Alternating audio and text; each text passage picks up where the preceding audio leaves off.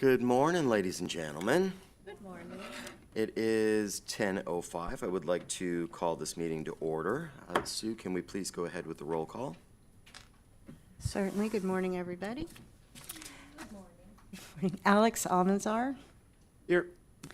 Ajibola Balogun, Marcia Berry Smith, Maura Bowman, Michelle Coley, Beth Daly is here. Beth Daly's here. Good morning. Luke Harrigan is here. Parnell Joyce. Here. Christopher Kresman. Here. Mike Pearson. Nathan Perlmutter. Here. Commissioner Rogers. What would be Ralph Stone? Today we have Suzanne Weiss with us from Housing Finance. Thank you for stepping in for Ralph. And Tanisha Taylor. Okay, we have a quorum. Thank you very much, Sue. Next up, we have our Broward Next Administrative Rules document, Article 3, redevelopment units, and Article 5, in lieu payments. Dawn Tietzel. Hi, Welcome. I'm Dawn Tietzel from the Broward County Planning Council. This is my colleague Deanne Von Stetina, also from the Planning Council. And just here to talk about the changes to the administrative rules, Article 3 and Article 5. Article 3 has been updated to reflect a provision of redevelopment units for any allocation. Previously, you could just come, I'm so sorry. Yes, for the redevelopment units. And previously, the first allocation for the 500 or fewer, you may not had to have made a affordable housing commitment. And now we've just shifted that to any redevelopment allocation includes some level of affordable housing. Awesome. Yes, that was a request of the county commission, so we took some swift action to be able to make that come to fruition. Wonderful, thank you. Yes, It was adopted yesterday. it was. Okay, Excellent. fantastic. That's great news. And then Article 5 is just updating the in lieu of fee to align with another one of our incentive-based policies in the plan. Policy 216-4, often referred to as the Geller policy, has a 10,609 dwelling unit in lieu of fee that's applicable to every unit in the project if there's not a set aside. That fee increases annually every year and would create much more of an in lieu base if a policy 216.2 cannot be met by the local government. Right now, that fee stands at $1 per square foot, so it's much, much lower. And we just feel like it creates less conflict in the plan to have the same in lieu of fee across the board, and that's set to be considered for adoption in September. Fantastic. That's Thank you it. very much. That's all you have? That's everything. Oh, wow, that was a quick presentation. It is very important stuff. Mr. Chair, if I may. Go ahead, Parnell. Could you please go over, in summary again, Article 3? I missed a part of it. Did you say anything redeveloped under certain, everything has to include some affordable now? I'm so sorry. So redevelopment units are a way for local governments to increase their density. And they actually have to come to the county to apply for a pool of redevelopment units. And so since it's an incentive-based policy, the commission thought this was a really good way to sort of get our local government partners to provide affordable housing. So it's not redevelopment that is just naturally occurring at a local level, but if you're coming to the county and you're asking for these redevelopment units, we ask for a set aside now. Okay, thank you. That's clear. Any other questions? Sorry, I'm a little bit unfamiliar with the in lieu of fees and how they stand, but I've only dealt with them kind of on the periphery. Are we saying that they're going to be standardized to a lower cost now, or did I might have misunderstood? No worries. They are going to be standardized to the same cost. So policy to a higher cost, but to the same across the board. So the in lieu of fee right now is not applicable to, of course, every project. Policy 216.2 is only for county land use plan amendments that are adding 100 or more dwelling units when a local government cannot show that they're meeting policy 216.2, which provides a menu of options for how local governments are addressing the provision of affordable housing.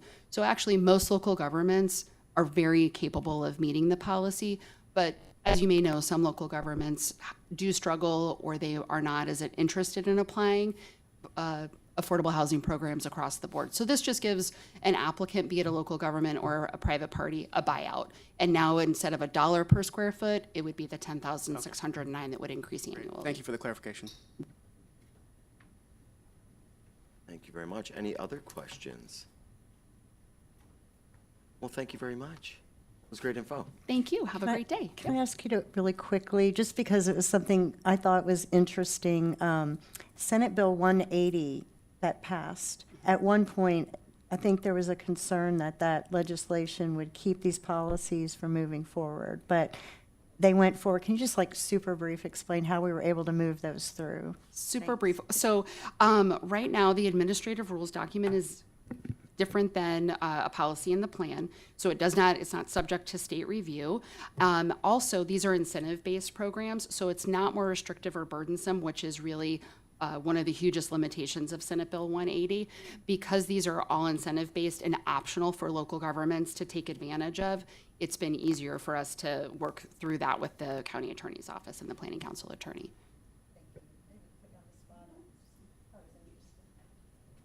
Yeah, fantastic. Anything else? Well, thank you guys so much for being with us today. That's great news, certainly well received. Great. Thank you so much. Have a great day.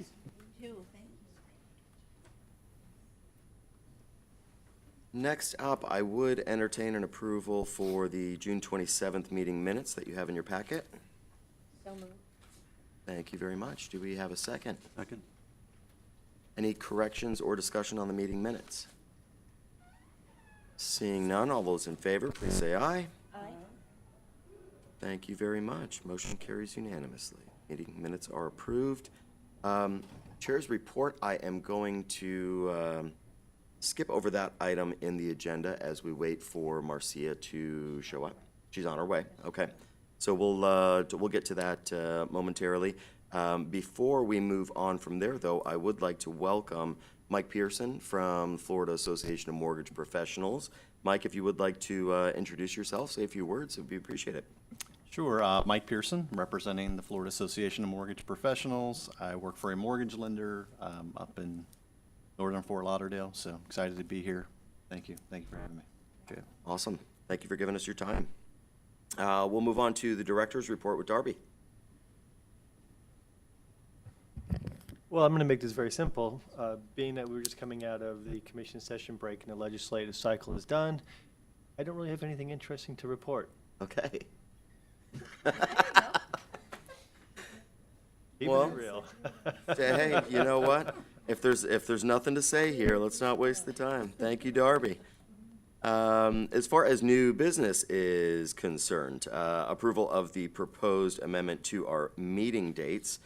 So on the last page of your packet, you will see that the fall workshop is going to be happening on October 23rd. This is all on the back of your packet. So being that we've got the fall workshop scheduled for October 23rd, there's really no reason to have a meeting the following day, which would be on October 24th. So we would like to entertain moving that meeting to either October 31st or November 7th. I unfortunately will be out of town on November 14th. That date wouldn't work for me, but if that works best for everyone else, Beth can certainly take my place. But is there, anybody see a date that they would prefer as far as the 31st, the 7th, or the 14th? Everybody wants to check their calendars. Chris, that's the last year. Yes? There's one No. in December also. December 12th. Oh, yeah, got it. Would you have one December 12th?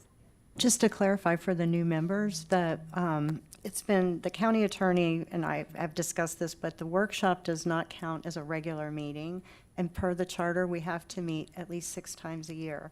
So last year, we did the same thing because the workshop date, we don't really know that when we set our meeting dates. And so we did change it to November last year. It's just an option for you all. And these are the days that the room is available. So, thank you. Excellent, thank you, Sue. Anybody have a suggestion? Would November 7th work for everyone?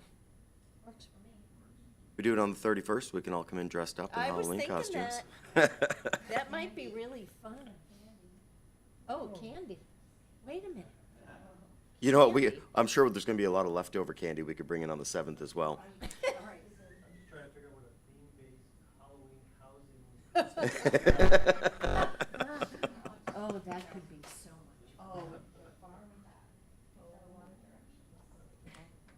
Well, that is for us to decide. It looks like November 7th, everybody was nodding their heads. That's an okay date? Okay. So can we go ahead and have a motion for that, just to show that, reflect that they were Absolutely. approved? You okay with the 7th? Yes, Okay. You want to move that forward? I move to make our meeting on November 7th. Thank you, Beth. That's wonderful. Thank you, Beth. Second by And Mike. seconded. All those in favor, please say aye. Aye. Okay, any opposed to the 7th?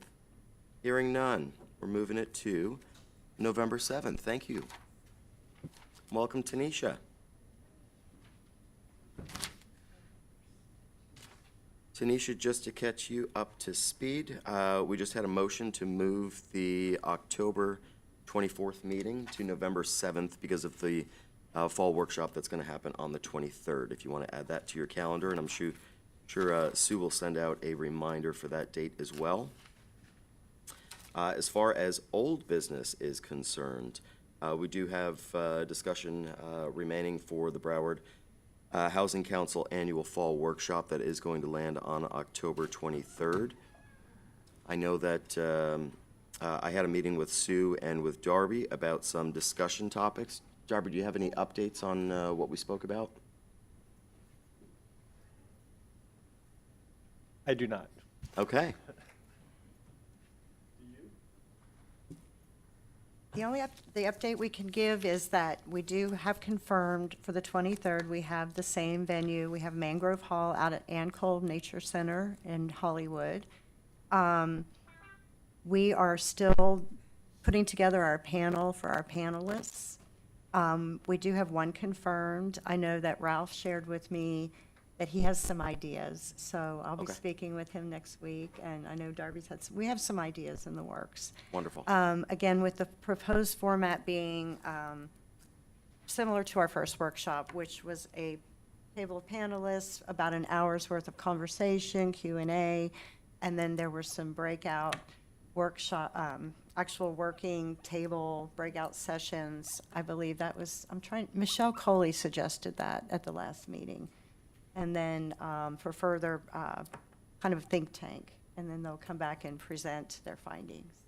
So that's where we're working with right now. Michelle committed, thank you, Michelle, for committing to sponsor, City National Bank to sponsor the breakfast again. That's what Okay. we have. Fantastic. I would, Minutes reflect that. Thank you and greatly appreciate absolutely. Also, one absolutely. more thing, we will be issuing the save the date shortly. We are finishing up the design of that, and that will be going out as well. Okay. So just as a reminder, at the last meeting, we did have a theme put into place, future-proofing Broward, building resilient communities through housing innovation. The breakout sessions, well, like we said, that think tank format again.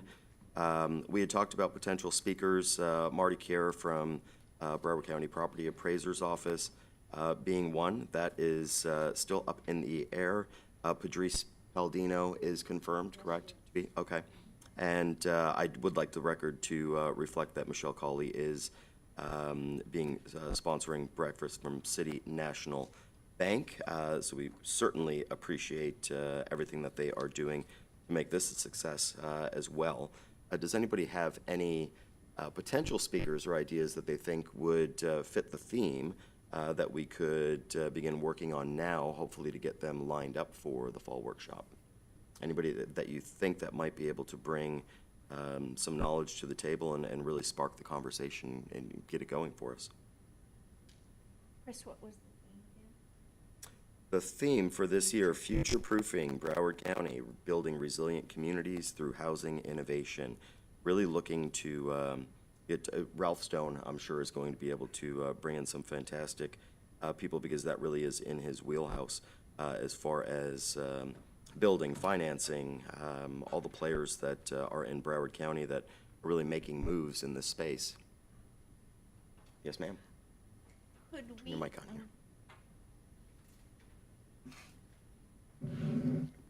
Thank you, Chairman Chris.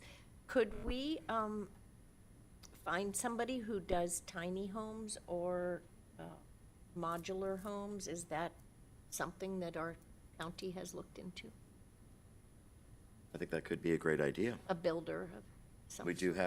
have, There is someone, I know that, I have his name, and I have to look it up, but he's been proposing these, well, actually, he did the shipping container homes, so that's a little different. We're talking more of the tiny homes, and then Shipping Both, yeah. containers are good containers, too. and, you know, what, any other things that the commission has considered before? I've seen a few container homes pop up in Fort Lauderdale. Okay, Yeah. Oh, yeah. Middle River has. Absolutely. Also, somebody to talk about ADUs and their viability in Broward County. Because there are a lot of people. I sold a home this year with a 13,000 square foot lot. It was actually a double lot.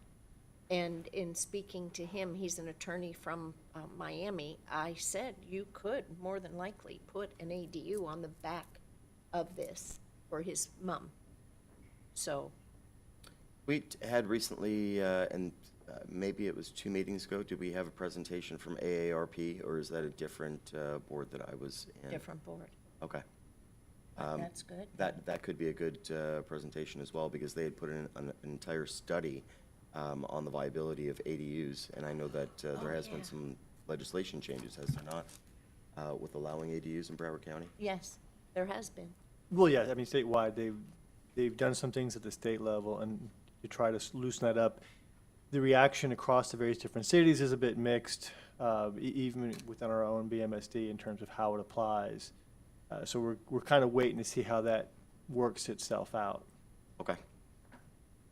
We could have just like a development panel with those speakers. I know I have a lot of clients that build larger projects. They could talk about the kind of micro units in the apartment buildings they're building, or the kind of modular, bringing it together in pieces to build it faster type things. So I could definitely bring a developer client to be on that panel, but that would be separate from like the ADU and the smaller, Okay.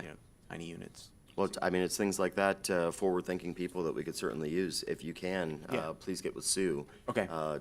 Later on and have a discussion on that, and we can get that ball rolling. Okay, sounds I good. think that would be helpful and something that's outside the box. Yep. Okay. Awesome. Thanks, Nathan. Yep. Anyone else have ideas for the panel?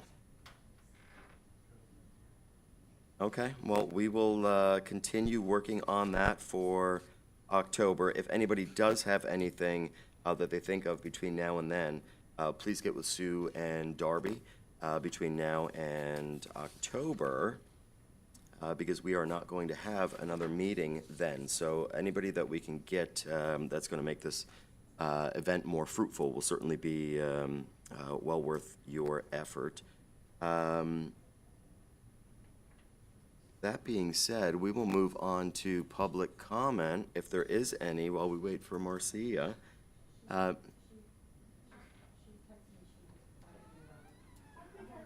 Here we go.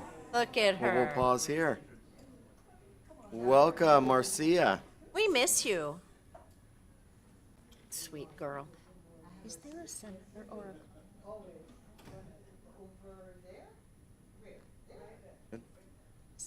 he was- Yeah, we had him last year, and he was fantastic.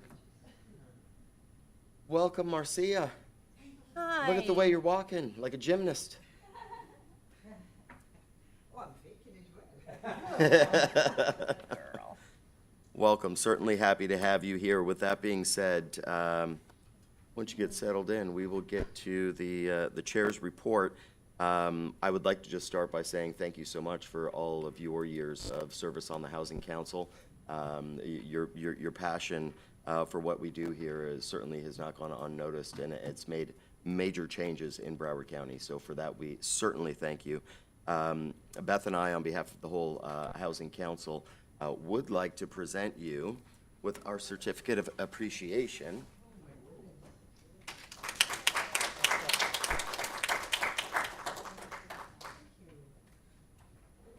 I couldn't figure out how to open. Yeah, I couldn't figure out how to open. I'm sorry. Too technical. Pretty much. Thank you so very much for all of your years, all of your years of service on the Housing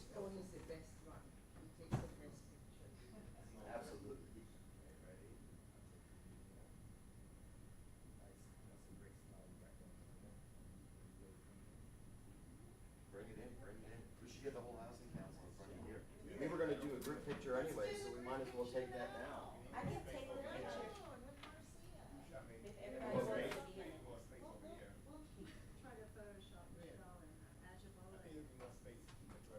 Okay, certainly, let's do that.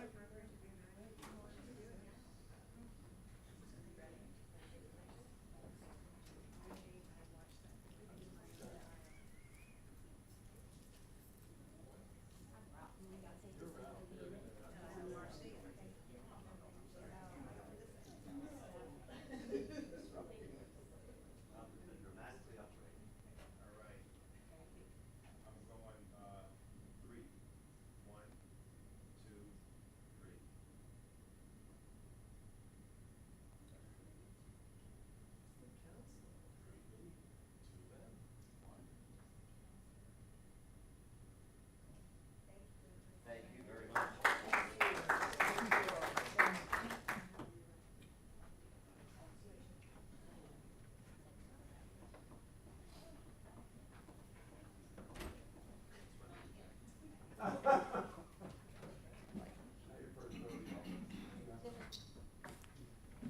Well, I know that wasn't protocol to disrupt a meeting for a photo, but I thought that it was fitting.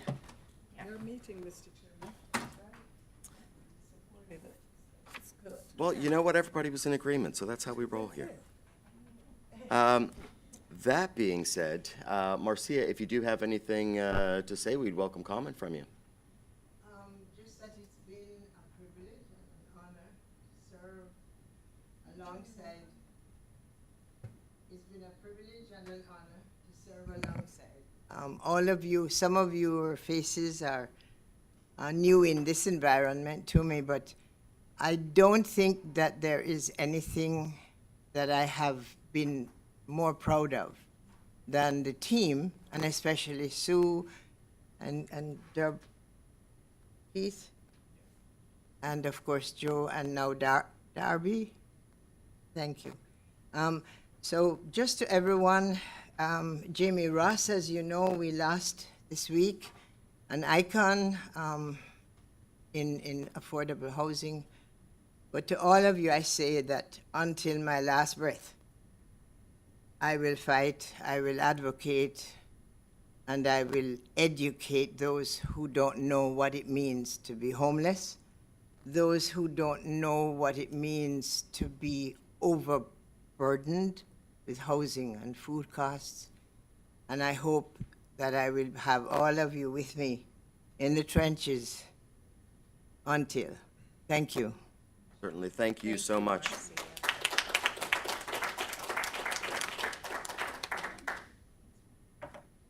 Okay, that puts us to now public comment. Do we have members of the public that wish to speak? Well, I have my staffer. Okay, I consider him my staffer, but he's a member of the public for this conversation that Certainly. we're having. He will be talking about his world experience. He believes that we're not the world, right? So his world experience has been delved into trying to help vulnerable in our area. Oh. fantastic. Thank you, sir. Please just state your name for the record, and please go ahead. Certainly.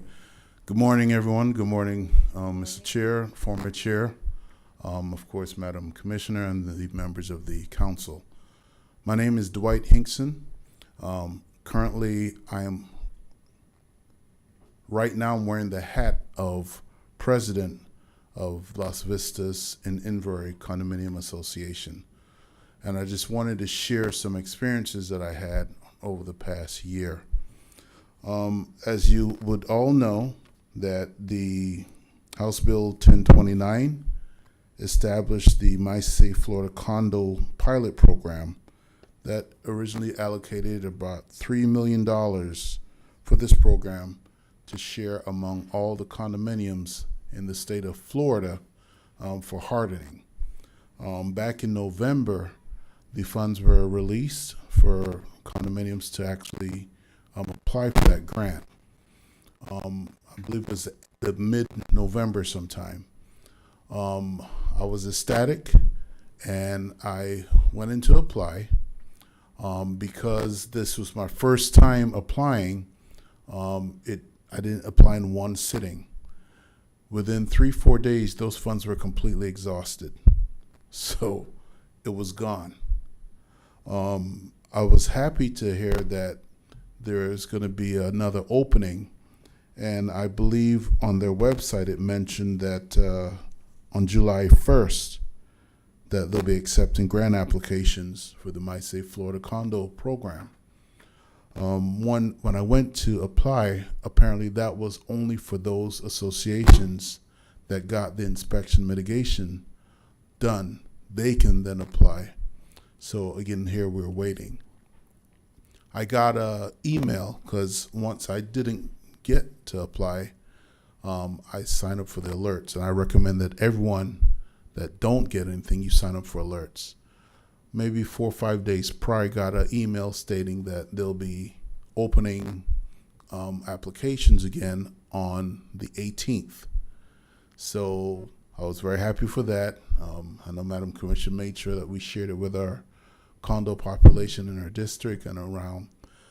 And at 12:01, I'm trying to make sure I'm applying, but there's nothing. At 8 o'clock, I got an email in the morning that it's open. The portal is now open. So that's when I started the application process. I'm trying not to make any mistakes because I know that if you make a mistake, you'll probably get booted. And there are hundreds of thousands of condo associations that would like this. I did get an interruption. When I went back, it was within, I say, about 2 hours. It was gone. So, yes, there there is funding that they announced, but we are in dire straits. And in terms of trying to get funding for these programs, it seems to be an uphill battle. There's some relief out there, but you have to be lucky enough to get it. Some of my lessons learned is that if you're going to do this, number one, you have to make sure you have the alerts. Number two, all of your paperwork, line that up front. And from a contracts person that I've dealt with, they say the best thing to do is load all your documents first. Load all your documents first, then go through and fill out the application. Try not to have any spaces, any interruptions, because there's so much need that you want to make sure that you get everything done right then and right there. And that's been my experience. So I'm waiting for the next tranche of funds to be released again. And I learned the hard way, and it won't happen again. That's my story. Thank you, Dwight. He's taking that message on the road, so you're the first. Thank you. Thanks, Dwight. And Mr. Chair, he is taking that message on the road. I've released hours to get that information out to my district, but it's for everyone, because we need to find a way to make sure we're getting some of those dollars here in Broward County or South Florida. We have partners, the Tri-County area, Realtors Association, all of those groups. It's good to have the Mortgage Bankers Association here, former mortgage broker, former real estate person, so I understand the challenges. Whenever we are receiving the calls, I've lost my house to foreclosure. All I could have done was put funding into coast-to-coast legal services, right? And of course, we have the legal aid, but it's never enough. And if we are not advocating for condo rehab, I don't care how we create the funding, what partnership we make with the lenders to know these are properties that are already in the affordable housing category, because you can't afford anything else but condos. But those that are buying can't afford the special assessment that when you prorate, I still have to pay money for something that was not maintained properly. So we're looking for voices, we're looking for advocates for the condo associations. When I started on this committee, no one wanted to talk about homeownership option. It was just rentals. But when you're using CRA funding, it's coming from cities that did not use their excess dollars, or they're retiring their CRA, and the CRA covered more than just rental units, you know? So we can't just take all the money and put it into rental. So I'm hearing a different conversation now, a more inclusive conversation around homeownership option and the pride it brings. And we have to be careful. All of these condos, these rental units that we're doing, they look pretty now. But if we don't have the right agreements, they will be a nightmare for our communities if they're not managed right for the 30 years that they have it.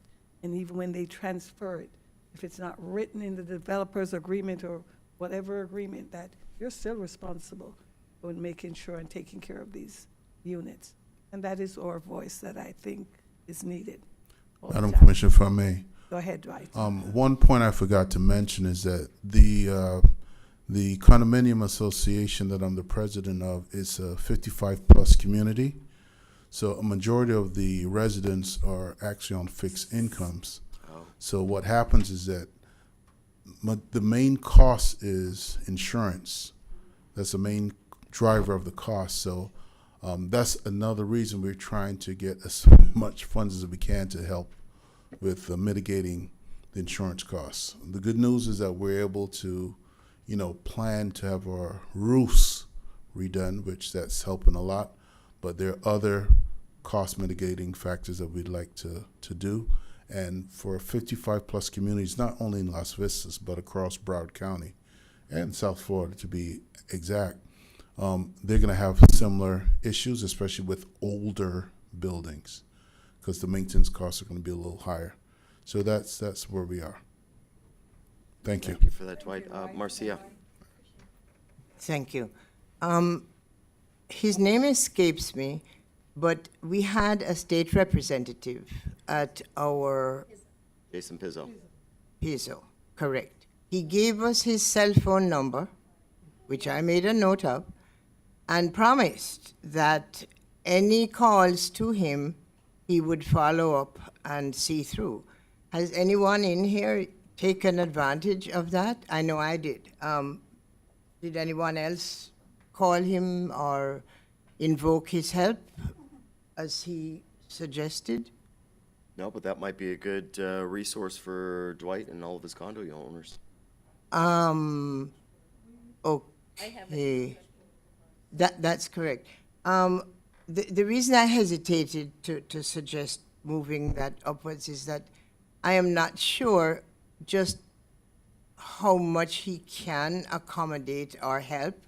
And oftentimes we mean well, but it may not be a bad idea to reach back out to him and say, you made us this promise, this offer last a year ago, and have Mr. Hinkson explain to him his own process and the struggles he's had, and perhaps see if this is something he'd like to follow through on, since he was bold enough to share his personal self. So perhaps you can provide Mr. Hinkson with that, and maybe you can get back to us next meeting as to how that worked out. I'll answer for Dwight, because we started as a district project. And because he is in a condo, he got carte blanche from me to try and help. That's in my district, try and help that community.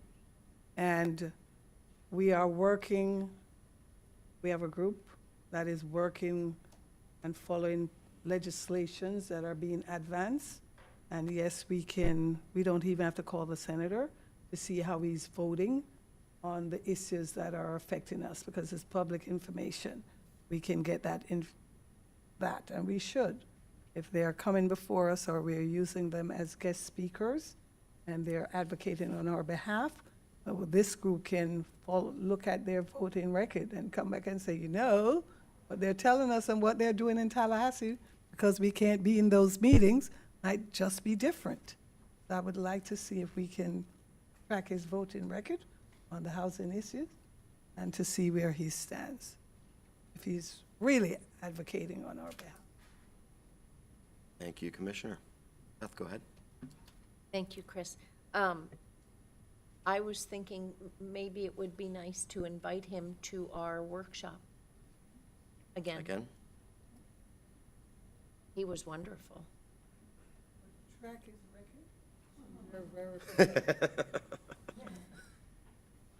Maybe he's tuned in listening to us right now. Susan, go ahead. Thank you. Mr. Hickson, what is the scope and nature of your special assessments? What does your condo need?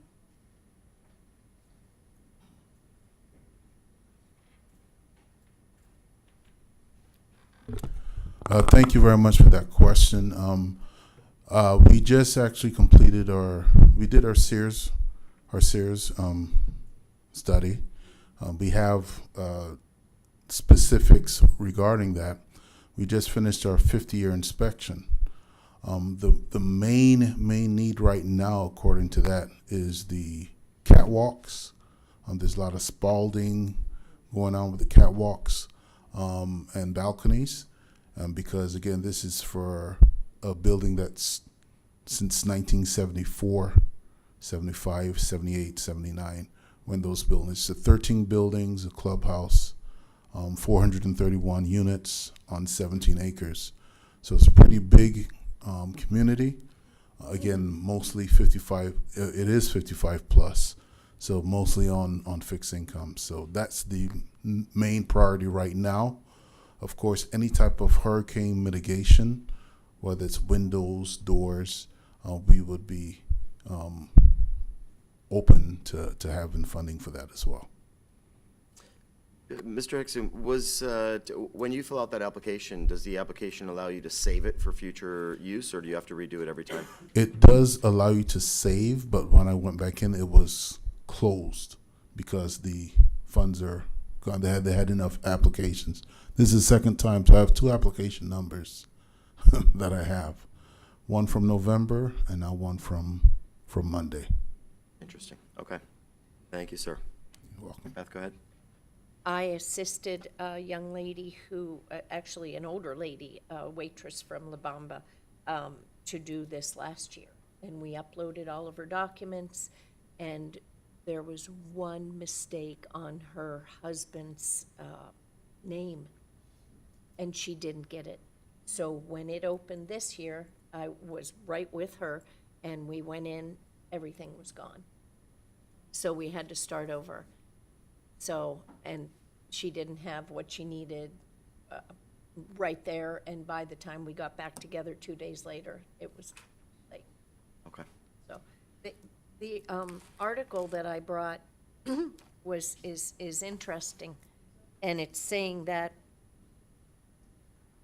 Governor DeSantis asked for $590 million, but $280 million was granted this time, and that the $590 million was intended to fund grants for about 10,000 new applicants and 45,000 existing applicants who underwent the required windstorm mitigation inspections last year, left in limbo because the existing funds were all committed.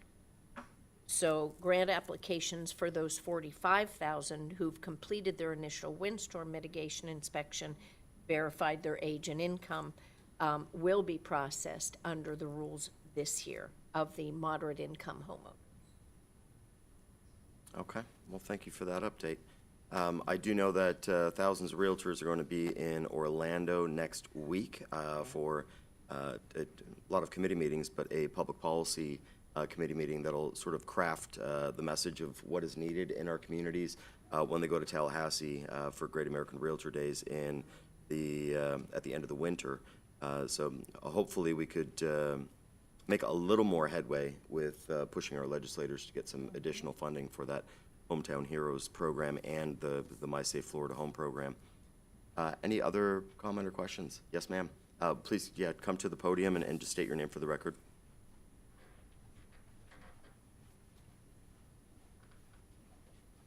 I got bring it way down. Good morning, everyone. My name is M. Denise Simmons. I am a franchise owner of a home care agency, Wisdom Senior Care, and newly in partnership in providing affordable housing for seniors and vets and those who are on a fixed income. So my background, I have been a caregiver for both my parents for over 15 years, and which led me to this path of, wanting to give back the services that I wish I'd had, the support system, especially for those adult children that are trying to navigate this new space of being a parent to their aging parents. And so we've been doing this for a few years now through our agency, and we've been constantly getting calls, even though we're providing personal care for seniors in their homes, but we get calls like seniors looking for housing, and they're just in crisis. We all know. And so my husband and I decided to, okay, let's be the solution. Let's try to be the solution to this problem. And so we opened up Grace and Love and Rich Living. It's a supportive house community for those who are on a fixed income. So I just come here as to be a support system, to see how we as small business owners who are locally trying to fight the fight with you all in providing affordable housing. So we're here. Our rooms start at $750. We provide all the accommodations. They're fully furnished. All utilities are included. They just have to be on a fixed income. And so I'm just here to see how I can be of service. We have a home opening up in September in North Lauderdale. And so just wanted to see what I can do, who to partner up with, how to be a resource. I have a lot of partners that are doing the same work, and we're just looking to see how we can, as small business owners, because as an entrepreneur, we're very solution oriented. We see the problem, let's try to fix it. And so I think partnering up with our local municipalities and government is a great way. So, yeah. Excellent. Thank you so very much. Mr. Harrington, go ahead. Yes, Mr. Chair, I'd like to ask you, what age does she start up? So I have a heart for seniors, so it's 55 and plus. And also, you say fixed income. Can you elaborate on that for us, please? Yes, so vets, those who are receiving pension, Social Security, SSID, and they can be able to live on their own. But if they need some support, we do have access to community partners that can be able to support them. Thank you, Mr. Chair. Thank you very much. Beth, go ahead. Thank you for being here, and what a wonderful mantle you've taken up. That's awesome. Thank you. Thank you. Are you having a single-family home and then renting the rooms out? Yes, ma'am. That's awesome. So Okay. shared accommodations. Yes. Well, thank you very Chair, much. if you don't mind, we'll get your contact information, and we can get you in contact with the Haas group that deals with a lot of the homelessness. Just talk to Sue after the meeting. Okay. Okay? No problem. Thank you all so much. Thank you for being here. Yes, thank you. Any further public comment? Okay, seeing none. Our next Broward Housing Council meeting date has been changed, so that is going to be on November 7th, 2025. That being said, I would entertain a motion to adjourn. So moved. Thank you very much. Meeting adjourned. There you go.